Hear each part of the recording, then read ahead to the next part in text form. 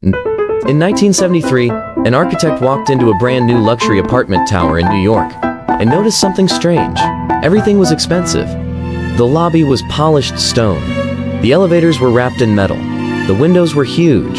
The ceiling lights were perfect. The building had cost millions to design, millions to construct, and millions more to sell. But the moment he stepped inside one of the apartments, it felt wrong. Just empty. The room had no weight, no depth, no sense that anyone would remember it after leaving. It had the price of luxury, but none of the feeling. That same problem now exists everywhere. Glass villas with marble floors that feel like hotel lobbies, million-dollar apartments that echo like office space, new houses with perfect renderings, huge kitchens, hidden lighting, and walls so thin you can hear a phone vibrate 2 rooms away. Modern homes have never looked more expensive. They've never felt cheaper. The strange part is that old houses, even simple ones, often feel better without trying. A stone cottage, a brick townhouse, 1920s apartment, an old courtyard home, a house with thick walls, real wood doors, deep windows, and rooms that were shaped before algorithms and resale value took over. These places can be cracked, outdated, inefficient, and still feel more alive than a new luxury villa with a 6-figure kitchen. So the question is not why old homes look charming. The question is why new homes, even when they are built with expensive materials, so often feel emotionally dead. The answer is buried inside the way we stopped building for the body and started building for the camera. For most of human history, a house was not judged by how it looked in a listing photo. It was judged by how it protected you, how it held warmth, how it blocked noise, how light entered in the morning, how air moved in summer, how a room made you slow down without knowing why. Builders were not always artists. Many were practical men solving practical problems with stone, timber, clay, lime, brick, shade, and proportion. A wall was not just a surface to paint. It was mass. It was structure. It was insulation. It was sound control. It was temperature control. It was the difference between a room that felt safe and a room that felt temporary. Old homes had depth because depth was required. Windows were recessed because walls were thick. Doorways had weight because doors were made from real timber. Floors creaked because they were alive under your feet. Ceilings were shaped by beams, plaster, and human scale. Rooms were separated because people understood that life has different moods. Eating is not sleeping. Reading is not entertaining. Resting is not cooking under 6 bright ceiling lights in one giant open box. Modern design flattened all of that. It took the wall and turned it into a backdrop. It took the window and made it a glass hole. It took the floor plan and removed every pause. It took the kitchen, living room, dining room, and entrance and blended them into one open commercial space. Then it called the emptiness luxury. Here's why that matters. A home is not experienced as an image, it is experienced as a sequence. You enter, your shoulders drop, or they do not. Your voice echoes, or it does not. Your eyes know where to rest, or they keep searching. Your body senses whether the walls are holding you or whether the room is just exposing you. Old builders understood sequence without naming it. A proper house did not reveal everything at once. There was an entry, then a hallway, then a room, then another room. Light changed as you moved, ceiling height changed, materials changed. The house gave you moments. Modern homes often destroy this in the name of openness.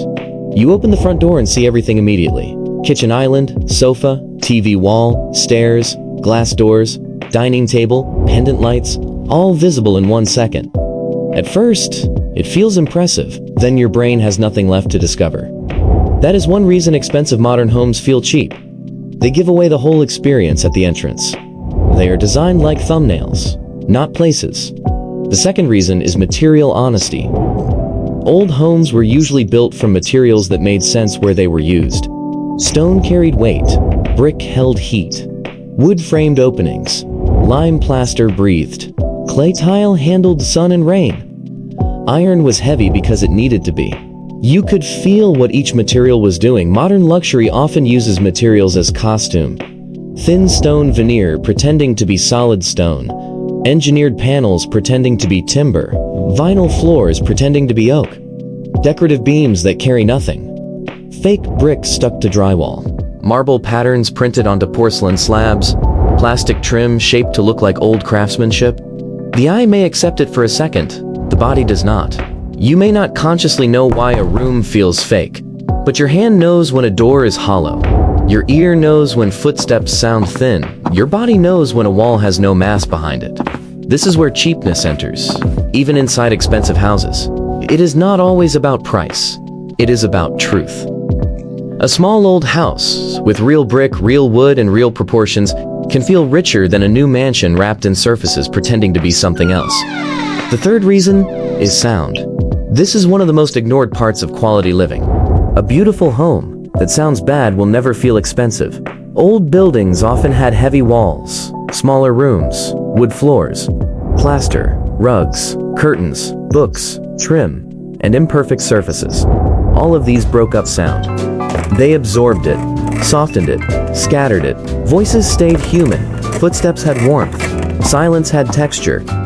Modern homes are full of hard reflective surfaces, glass, porcelain, drywall, glossy cabinets, double-height ceilings, empty walls, minimal furniture. Huge rooms with nothing to catch sound. The result is echo. An echo makes a house feel public. It makes your living room feel like a showroom, your kitchen feel like a restaurant after closing, your bedroom feel less intimate than it should. People spend thousands on stone counters and hidden LED strips, then wonder why the space still feels cold. The answer may be that the house is shouting every sound back at them. Real luxury is quiet, not silent, like a recording studio. Quiet like a library. Quiet like a thick hotel suite. Quiet like an old house after rain. The kind of quiet that makes your nervous system believe it can rest.